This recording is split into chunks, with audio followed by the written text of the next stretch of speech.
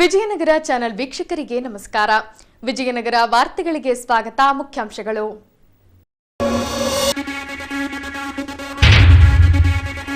ಶಿವಗಂಗೆ ಬೆಟ್ಟದ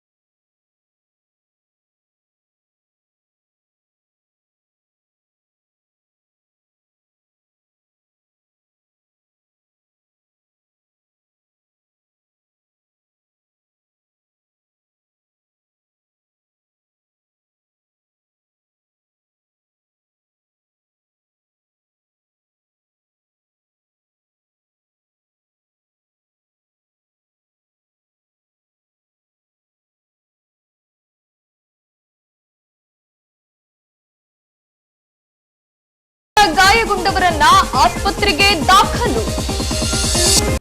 ಈಗ ವಾರ್ತೆಗಳ ವಿವರ.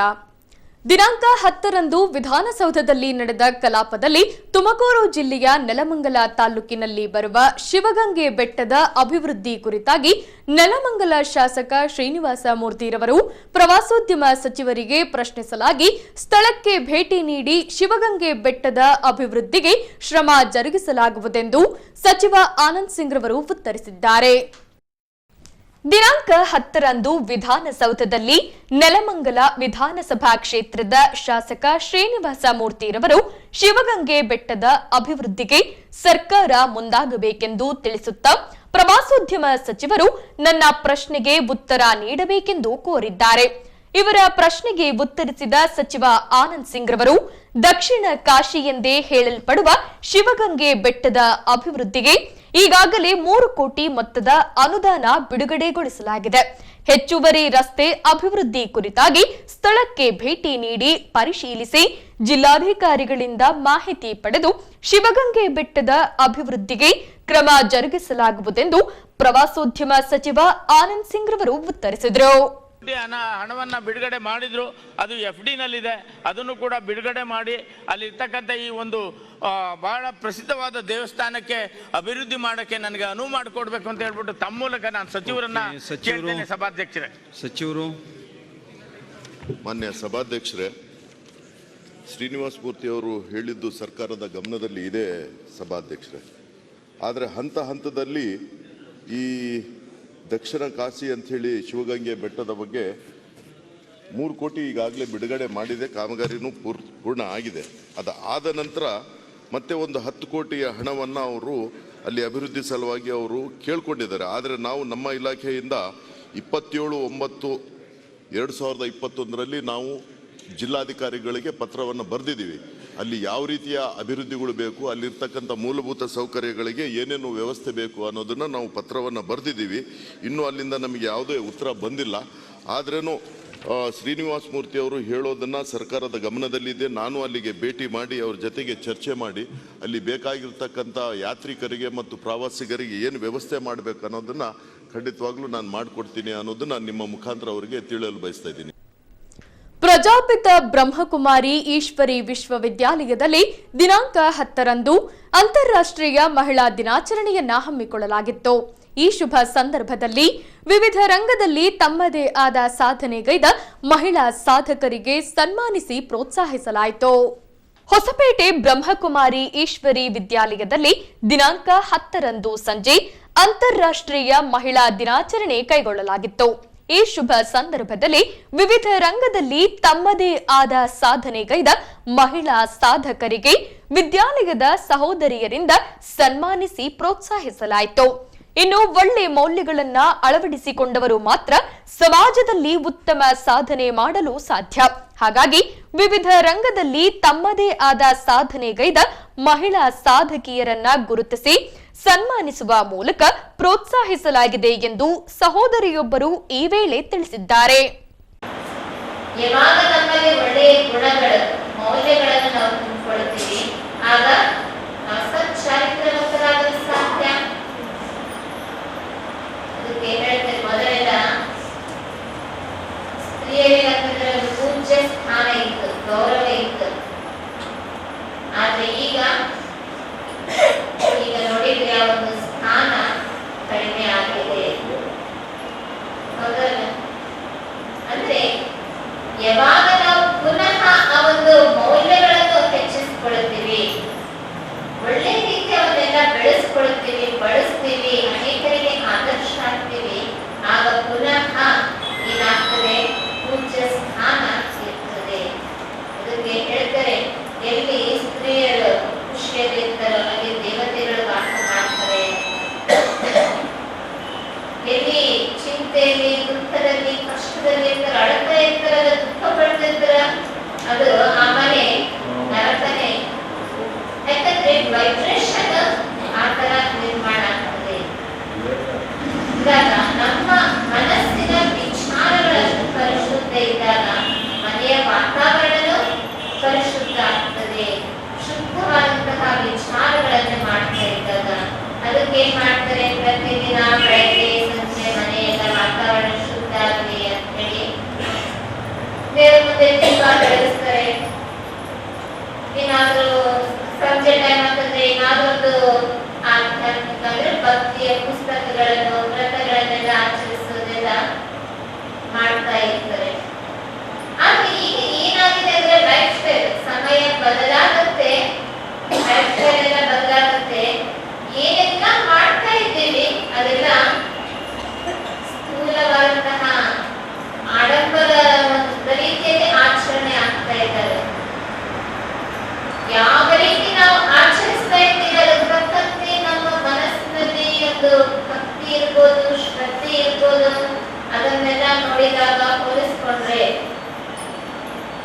ಯಾವ ರೀತಿ ಶ್ರದ್ಧೆ ಇರಬೇಕು, ಎಂತಹ ಭಾವನೆ ಇರಬೇಕು ನನ್ನ ಒಳಗೆ, ಆ ತರ ಇದ್ದೇನಾ ಅಂತ ನೋಡ್ಕೊಂಡಿದ್ದಾಗ ಭೌತಿಕ ಒಂದು ಜಗತ್ತು ಹೇಗೆ ಮುಂದುವರಿತಾ ಇದೆ ಅದರ ಜೊತೆಗೆ ಓಡ್ತಾನೆ ಇದೆಯೇ ಹೊರತು ಆಂತರಿಕ ಜಗತ್ತಿನ ಕಡೆಗೆ ಗಮನನೇ ಕೊಡ್ತಾ ಇಲ್ಲ. ಅಂದ್ರೆ ನಮ್ಮ ಮನಸ್ಥಿತಿ ಹೇಗಿದೆ, ನನ್ನ ಮನಸ್ಸಿನ ವಿಚಾರಗಳು ಯಾವ ತರ ಇದ್ದಾವೋ ಅನ್ನೋದರ ಕಡೆ ನಾವು ಗಮನನೇ ಕೊಡ್ತಾ ಇಲ್ಲ. ಬಸ್ ಡಿಪೋ ರಸ್ತೆ ಶಾದಿ ಮಹಲ್ನ ಅಣತಿ ದೂರದಲ್ಲಿ ಬರುವ ಮಹಾವೀರ ಆಂಗ್ಲ ಮಾಧ್ಯಮ ಶಾಲೆಯಲ್ಲಿ ಅಂತಾರಾಷ್ಟ್ರೀಯ ಮಹಿಳಾ ದಿನಾಚರಣೆ ಹಮ್ಮಿಕೊಳ್ಳಲಾಗಿತ್ತು. ಇನ್ನು ಮೀಸಲಾತಿ ದೊರಕಿದ ಭಾಗವಾಗಿ ಮಹಿಳೆ ಎಲ್ಲ ರಂಗದಲ್ಲಿ ಕರ್ತವ್ಯ ನಿರ್ವಹಿಸಲು ಸಾಧ್ಯವಾಗಿದೆ ಎಂದು ನಗರಸಭಾ ಸದಸ್ಯೆ ಮುನ್ನೀರವರು ಈ ವೇಳೆ ತಿಳಿಸಿದರು. ದಿನಾಂಕ 10ರಂದು ಮಹಾವೀರ ಶಾಲೆಯಲ್ಲಿ ಹಮ್ಮಿಕೊಂಡ ಅಂತಾರಾಷ್ಟ್ರೀಯ ಮಹಿಳಾ ದಿನಾಚರಣೆಯನ್ನ ದೀಪ ಬೆಳಗಿಸುವ ಮೂಲಕ ಉದ್ಘಾಟಿಸಲಾಯಿತು. ವಿಶೇಷವೆಂದರೆ ಅಂತಾರಾಷ್ಟ್ರೀಯ ಮಹಿಳಾ ದಿನಾಚರಣೆ ಪ್ರಯುಕ್ತ ಮಕ್ಕಳಿಂದ ವಸ್ತು ಪ್ರದರ್ಶನ ಅನಾವರಣಗೊಳಿಸುವ ಮೂಲಕ ಮುಖ್ಯ ಅತಿಥಿಗಳ ಮನೋಲ್ಲಾಸಕ್ಕೆ ಕಾರಣೀಭೂತರಾದರು.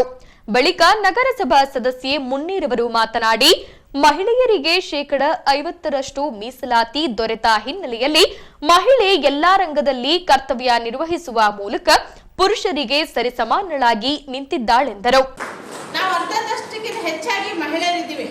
ಮಹಿಳೆಯರು ಯಾವುದರಲ್ಲಿ ಕಡಿಮೆ ಇಲ್ಲ. ಓದೋದ್ರಲ್ಲಿ, ಬರೆಯೋದ್ರಲ್ಲಿ, ಮನೆ ಕೆಲಸ ಮಾಡೋದ್ರಲ್ಲಿ ಯಾವುದರಲ್ಲಿ ನಾವು ಕಡಿಮೆ ಇಲ್ಲ. ನಮ್ಮಲ್ಲಿ ಮಹಿಳೆಯರು ASI, ISI, DC, SP, ಟೀಚರ್ಗಳು, ಹೆಡ್ ಮಾಸ್ಟರ್ಗಳು ಅನೇಕ ವೃತ್ತಿಯಲ್ಲಿ ತೊಡಗಿದ್ದಾರೆ.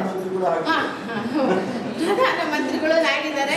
ರಾಜಕೀಯದಲ್ಲಿ 50% ಮಹಿಳೆಯರಿಗೆ ಪ್ರಿಫರೆನ್ಸ್ ಕೊಟ್ಟಿದ್ದಾರೆ.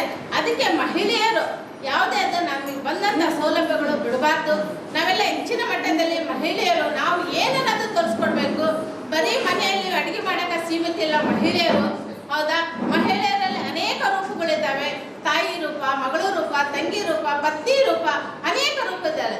ಯಾವ್ದ್ರಲ್ಲಿ ನಾವು ಕಡಿಮೆ ಇದೀವಿ ಹೇಳ್ರಿ? ಮಹಿಳೆಯರು ಸಮಯ ಬಂದ್ರೆ ಮಹಿಳೆಯರೇನಂದ್ರೆ ನುಡಿದರೆ ನಾರಿ, ಮುನಿದರೆ ಮಾರೆ ಅಂತಾರೆ. ಆ ಥರನು ಹೇಳ್ತಾರೆ. ತಾಯಿಗೆ ಹೆಣ್ಣಿಗೆ ಒಂದು ಹೇಳಿದ್ದಾರೆ, ಏನಂತ ಹೇಳಿದ್ರೆ ಭೂಮಿ ತಾಯಿ ಅಂತಾರೆ.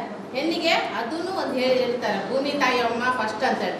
ಆ ಥರ ಎಲ್ಲ ಮಹಿಳೆಯರಿಗೆ ಸ್ಥಾನಮಾನ ಕೊಟ್ಟಿದ್ದಾರೆ. ನನ್ನ ಅಕ್ಕ ತಂಗಿಯರೇ, ತಾಯಂದ್ರೆ ನೀವು ಮನೆಯಲ್ಲಿ ನಿಮ್ಮ ಮಕ್ಕಳು ಹೆಚ್ಚಿನ ಮಟ್ಟದಲ್ಲಿ ಹಿಂದೆ ಇತ್ತು ಹೆಣ್ಮಕ್ಳನ್ನ ಓದಿಸ್ಬಾರ್ದು, ಹೊರಗಡೆ ಕಳಿಸ್ಬಾರ್ದು ಅಂತ ಹೇಳಿದ್ರು. ಈಗ ಆ ಥರ ಇಲ್ಲ. ಹೆಚ್ಚಿನ ಮಟ್ಟಿಗೆ ಹೆಣ್ಮಕ್ಳಿಗೆ ಆದ್ಯತೆ ಕೊಡ್ತಿದ್ದಾರೆ. ನೀವು ನಿಮ್ಮ ಮಕ್ಕಳನ್ನೆಲ್ಲ ಚೆನ್ನಾಗಿ ವಿದ್ಯಾಭ್ಯಾಸ ಮಾಡಿಸ್ರಿ, ಅವ್ರಿಗೆ ಬೆಳೆಸ್ರಿ, ಅವ್ರಿಗೆ ಒಳ್ಳೆ ಪೋಸ್ಟ್ಗಳಲ್ಲಿ ಕೊಡ್ರಿ ಅಂತ ಹೇಳಿ ನಾನು ಹೇಳಕ್ಕೆ ಬಿಡ್ತೀನಿ.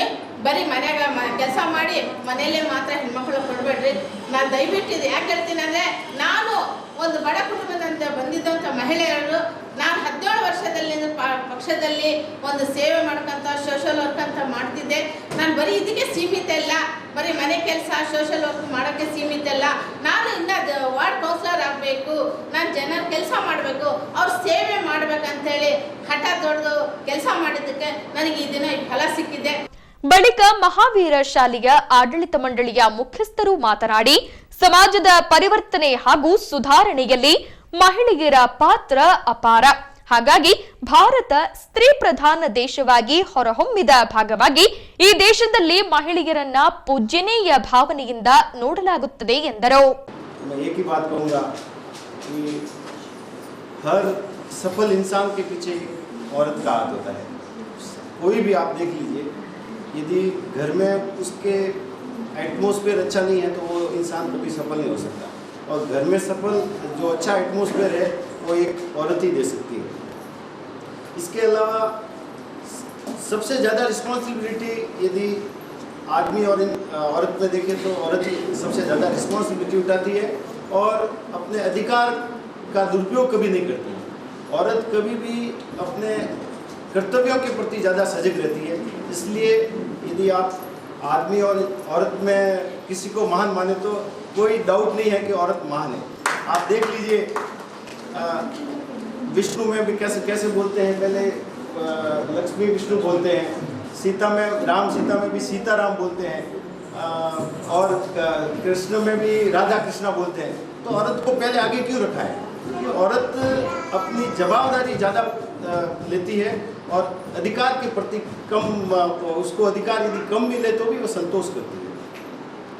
आप जनरल में देख लीजिए, अभी बेटा और बेटी, एक औरत का सबसे, यदि मैं औरत को माँ के रूप में देखो, पत्नी के रूप में देखो, बहन के रूप में देखो, बेटी के रूप में देखो, तो कभी भी कुछ न कुछ वह अपना समर्पण करती है, मांगती कम है. कहीं भी जाए तो आप, मैं एक ही बहनों से, या मेरी बहन रूपी है, आप बेटी रूपी है, सभी से यही कहूँगा, आपके घर में यदि बेटी पैदा हो तो आप उसको बेटे से ज़्यादा अच्छी तरह रखो, तो उसके मन में एक उसका भी कर्तव्य भाव के साथ साथ अधिकार भाव भी आता है. अधिकार भाव आने से ही वह शुरू से अच्छी ग्रो होती है. नहीं तो शुरू में हम यदि बेटी के रूप में उसको दबाते हैं, अब बेटा और बेटी यदि दोनों बैठा है तो बेटी को बोलेंगे चल जा गिलास पानी की भर के लेके आ, बेटे को नहीं बोलते. क्यों नहीं बोलते? फिर उससे क्या होता है, उसमें एक अहंकार का भाव आ जाता है बच्चे में, और बेटी को हमेशा कर्तव्य भाव ही रहता है. कर्तव्य भाव रहना अच्छा है, लेकिन कर्तव्य भाव के साथ साथ उसको भी मन में अभिमान रहना चाहिए कि मैं भी इस घर की मेंबर हूँ. तो ये मैं सभी से निवेदन करूँगा. ಅಂತಾರಾಷ್ಟ್ರೀಯ ಮಹಿಳಾ ದಿನಾಚರಣೆ ಪ್ರಯುಕ್ತ ಮಾರ್ಕಂಡೇಶ್ವರ ಕಲ್ಯಾಣ ಮಂಟಪದಲ್ಲಿ ಮಹಿಳೆಯರಿಗೆ ಉಡಿ ತುಂಬುವ ಕಾರ್ಯಕ್ರಮ ಕೈಗೊಳ್ಳಲಾಗಿತ್ತು. ಈ ವೇಳೆ ಎಚ್ಎನ್ಎಫ್ ಇಮಾಮ್ ನಿಯಾಜಿ ಫೌಂಡೇಶನ್ ವತಿಯಿಂದ ಹಿಂದೂ ಧಾರ್ಮಿಕ ವಿಧಿವಿಧಾನಗಳ ಪ್ರಕಾರ ಮಹಿಳೆಯರಿಗೆ ಉಡಿ ತುಂಬಿ ಗೌರವಿಸಲಾಯಿತು. ಹೀಗೆ ಇತ್ತೀಚೆಗೆ ಡ್ಯಾಂ ರಸ್ತೆಯಲ್ಲಿ ಬರುವ ಮಾರ್ಕಂಡೇಶ್ವರ ಕಲ್ಯಾಣ ಮಂಟಪದಲ್ಲಿ ಎಚ್ಎನ್ಎಫ್ ಇಮಾಮ್ ನಿಯಾಜಿ ಫೌಂಡೇಶನ್ನಿಂದ ಅಂತಾರಾಷ್ಟ್ರೀಯ ಮಹಿಳಾ ದಿನಾಚರಣೆಯನ್ನ ಹಮ್ಮಿಕೊಳ್ಳಲಾಗಿತ್ತು. ಈ ಭಾಗವಾಗಿ ಗಣ್ಯರಿಂದ ದೀಪ ಬೆಳಗಿಸಿದ ನಂತರ ನೆರೆದ ಮಹಿಳೆಯರಿಗೆ ಹಿಂದೂ ಧಾರ್ಮಿಕ ವಿಧಿವಿಧಾನಗಳ ಪ್ರಕಾರ ಉಡಿ ತುಂಬುವುದರ ಜೊತೆಗೆ ಸೀರೆಗಳನ್ನ ವಿತರಿಸುವ ಮೂಲಕ ಹೆಣ್ಣು ಸಂಕುಲವನ್ನ ಗೌರವಿಸಲಾಯಿತು. ಬಳಿಕ ಎಚ್ಎನ್ಎಫ್ ಇಮಾಮ್ ನಿಯಾಜಿರವರು ಮಾತನಾಡಿ, ಎಲ್ಲಾ ಧರ್ಮದಲ್ಲಿ ಮಹಿಳೆಯರನ್ನ ಗೌರವಿಸಬೇಕೆಂದು ಉಲ್ಲೇಖಿಸಲಾಗಿದೆ. ಹಾಗಾಗಿ ಮಹಿಳೆಯರನ್ನ ಗೌರವಿಸುವುದು ಪ್ರತಿಯೊಬ್ಬರ ಆದ್ಯ ಕರ್ತವ್ಯವಾಗಿದೆ. ಈ ಹಿಂದೆ ಹೆಣ್ಣು ಭ್ರೂಣ ಹತ್ಯೆ ಮಾಡಲಾಗುತ್ತಿತ್ತು. ಆದ್ರೆ ಜಮಾನ ಬದಲಾಗಿದ್ದು ಗಂಡು ಮಗುವಿನ ಬದಲಾಗಿ ಹೆಣ್ಣು ಮಗುವಿನ ಬೇಡಿಕೆ ಹೆಚ್ಚಾಗಿದೆ ಎಂದರು. ಬೈಬಲ್ನಲ್ಲಿ, ಕುರಾನ್ನಲ್ಲಿ ಸಾವಿರಾರು ವರ್ಷಗಳ ಹಿಂದಿನಿಂದ ಮಹಿಳೆಯರಿಗೆ ಹೆಚ್ಚಿನ ಆದ್ಯತೆ ಇದೆ. ಆದರೆ ಹಿಂದೆ ಎಲ್ಲ ಹೆಣ್ಣುಮಗು ಜನಿಸಿದಾಗ ಕೆಲವರು ಅವಾಗಲೇ ಆ ಹೆಣ್ಣುಮಗು ಸಾಯಿಸಿದ್ರು. ತದನಂತರ ಸೋಫಿ ಸಂತರು ಇರ್ಬೋದು, ಗುರುಗಳು ಇರ್ಬೋದು, ಬಸವಣ್ಣನವರು, ಕನಕದಾಸ್ ಅವರು ಎಲ್ಲ ಮಹಿಳೆಯ ಆದ್ಯತೆಯನ್ನು ತೋರಿಸಿ ಎಲ್ಲ ನಾವು ಸಮಾನರು ಅಂತೇಳಿ ಹೇಳಿದಾಗ 1911ರಲ್ಲಿ ಒಂದು ರೆವಲ್ಯೂಷನ್ ನಡೀತು. ಡೆನ್ಮಾರ್ಕ್, ಆಸ್ಟ್ರೇಲಿಯಾ, ಸ್ವಿಟ್ಜರ್ಲ್ಯಾಂಡ್ ಲಕ್ಷಾಂಗಟ್ಟಲೆ ಮಹಿಳೆಯರು ಅಲ್ಲಿ ಸೇರಿ ಮಹಿಳೆಯರ ಸಮಾವೇಶವನ್ನು ಮಾಡಿದರು. ತದನಂತರ ಬರ್ತಾ 1975ರಲ್ಲಿ ಇಡೀ ವಿಶ್ವದಲ್ಲಿ ಈ ಒಂದು ಮಹಿಳೆಯ ದಿನಾಚರಣೆ ಅಂತೇಳಿ ಘೋಷಣೆ ಮಾಡಿದರು. ಇವತ್ತು ಸಮಾಜದಲ್ಲಿ ಯಾವುದೇ ಒಂದು ಮಹಿಳೆಯರ ಸ್ಥಾನ, ಒಂದು ಮಹಿಳೆ ಒಂದು ತಾಯಿ ಆಗ್ತಾರ, ತಂಗಿ ಆಗ್ತಾರ, ಅಕ್ಕ ಆಗ್ತಾರ, ಸೊಸೆ ಆಗ್ತಾರ. ಮಹಿಳೆಯಿಂದ ಒಂದು ಮನೆ, ಒಂದು ಊರು, ಪ್ರತಿಯೊಂದು ಒಂದು ಒಳ್ಳೆಯದಾಗಬೇಕಂದ್ರೆ ಅದು ಬಹಳಷ್ಟು ಮಹಿಳೆಯರ ಪಾತ್ರ ಇರ್ತದೆ, ಮತ್ತೆ ಮಹಿಳೆಯರ ಕೈ ಇರ್ತದೆ. ಇವತ್ತಿನ ದಿವಸಗಳಲ್ಲಿ ನಾವು ನೋಡ್ತೀವಿ, ಕಿತ್ತೂರು ರಾಣಿ ಚೆನ್ನಮ್ಮ ಮಹಿಳೆಯರು ಇವರೆಲ್ಲ ನಮ್ಮ ರಾಜ್ಯಕ್ಕೆ, ನಮ್ಮ ದೇಶಕ್ಕೆ ಬಹಳಷ್ಟು ಕೊಡುಗೆಯನ್ನು ಇಂಥ ಮಹಿಳೆಯರು ಕೊಟ್ಟಿದ್ದಾರೆ.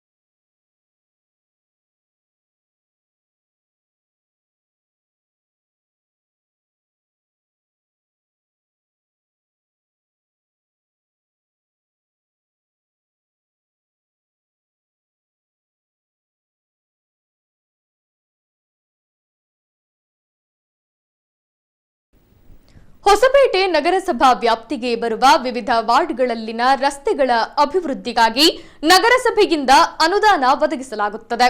ಈ ಹಿನ್ನೆಲೆಯಲ್ಲಿ ಮಂಜೂರಾದ ಅನುದಾನದಲ್ಲಿ 31ನೇ ವಾರ್ಡ್ನಲ್ಲಿ ಸಿಸಿ ರಸ್ತೆ ನಿರ್ಮಿಸಲು ಭೂಮಿ ಪೂಜೆ ನಡೆಸಲಾಗಿದೆ.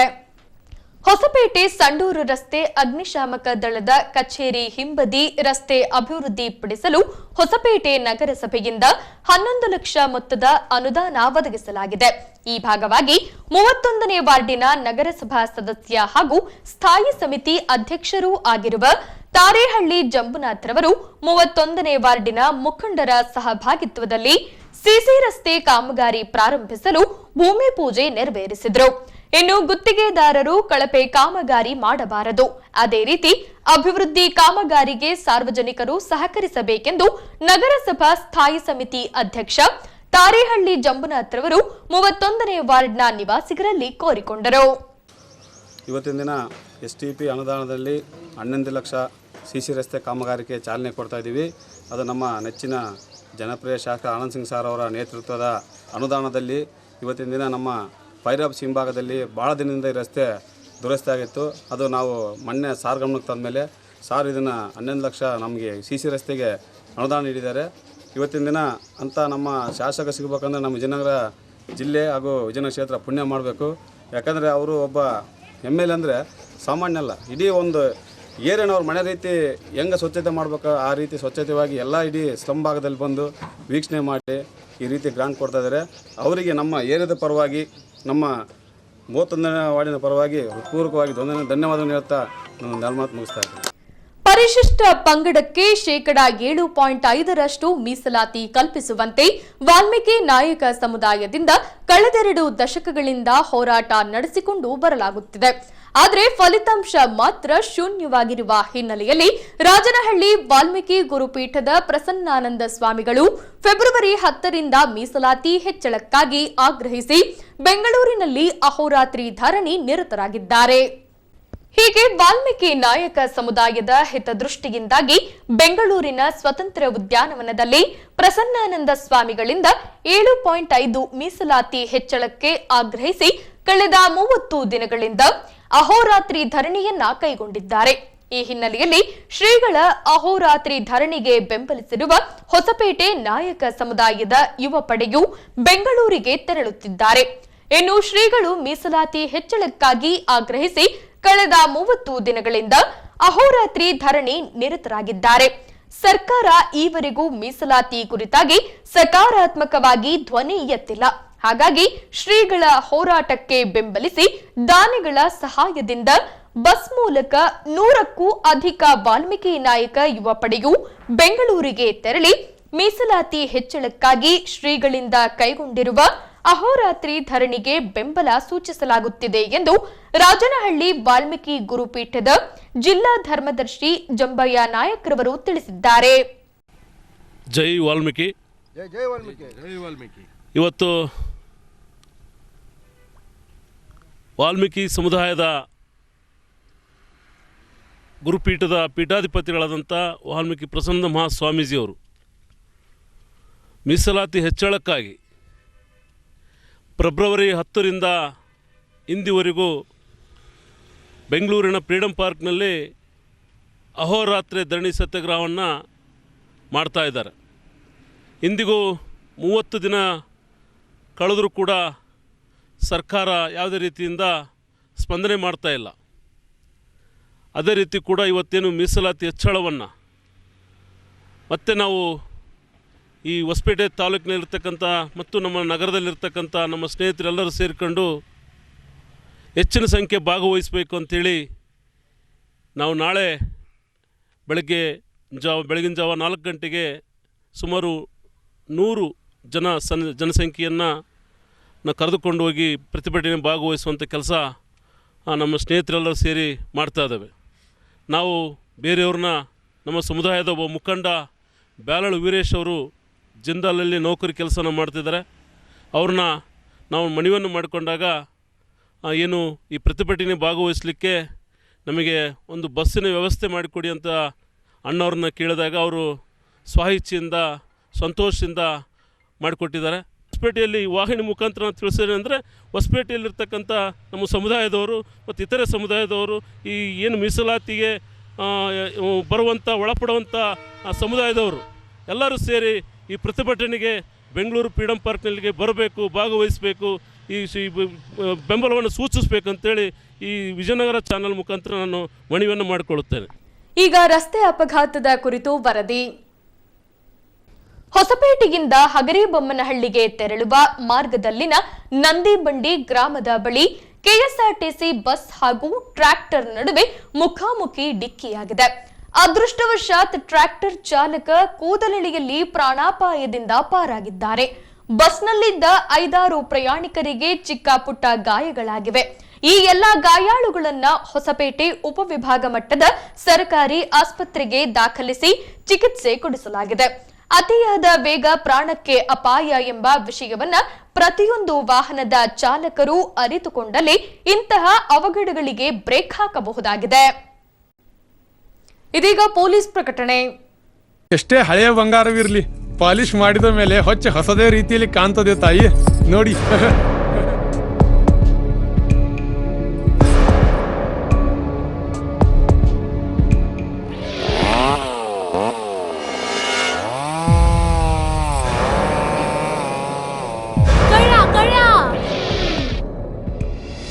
ತಾಯಿ, ನಿಮ್ ಮೈ ಮೇಲೆ ಅದೋ ಹೊಲಸು ಬಿದ್ದಿದೆ.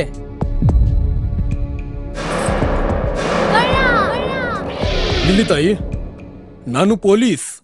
ಅಲ್ಲಿ ಮುಂದೆ ದಾರಿಲಿ ದೊಡ್ಡ ಗಲಾಟೆ ಆಗಿದೆ, ಮತ್ ನೀವು ಇಷ್ಟೆಲ್ಲ ಒಡವೆ ಹಾಕೊಂಡು ತಿರುಗಾಡ್ತಾ ಇದ್ದೀರಾ. ಈ ಒಡವೆಗಳನ್ನ ಈ ವಸ್ತ್ರದಲ್ಲಿ ಕಟ್ಟಿ ಪರ್ಸ್ನಲ್ಲಿ ಇಡಿ. ಹಾಕಿ ಪರ್ಸ್ನಲ್ಲಿ ಇಡೋಣ. ಅಲ್ಲೇ ಮುಂದ್ಗಡೆ ಆಗಿದೆ. ಇದು ತಗೊಳ್ಳಿ ತಾಯಿ, ನಾನು ಬರ್ತೀನಿ. ಈ ಕಡೆಯಿಂದ ಹೋಗಿ.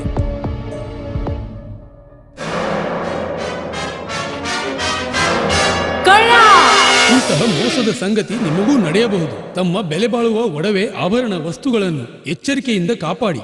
ಯಾವುದೇ ಮಾತುಗಳಿಗೆ ಮರುಳಾಗಬೇಡಿ. ಸಂಶಯಾಸ್ಪದ ರೀತಿಯಲ್ಲಿ ಯಾರಾದರೂ ಕಂಡು ಬಂದರೆ ಸಮೀಪದ ಪೊಲೀಸ್ ಠಾಣೆಯನ್ನು ಸಂಪರ್ಕಿಸಿರಿ.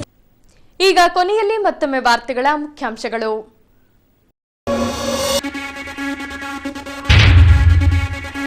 ಶಿವಗಂಗೆ ಬೆಟ್ಟ